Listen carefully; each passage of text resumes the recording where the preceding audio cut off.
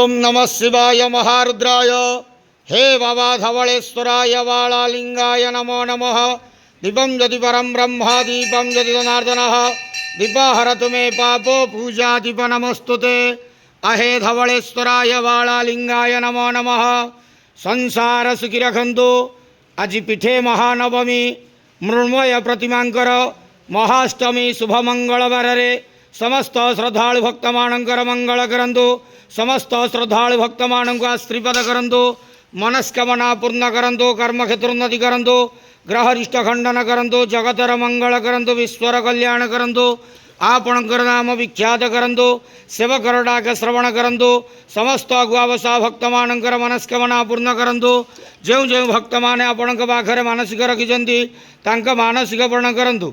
बाबा धवळेश्वराय वाळालिंगाय नमो नमः। संसार सुखी रखंतु आनंदे के वार। हरि बोलो। आज पीठे महानवमी मृण्मय प्रतिमांकर महाष्टमी शुभ मंगलवार रे समस्त श्रद्धालु भक्त मानकर मंगल करंतु आनंदे के वार। हरि बोलो। बाबा धवळेश्वराय वाळालिंगाय नमो नमः।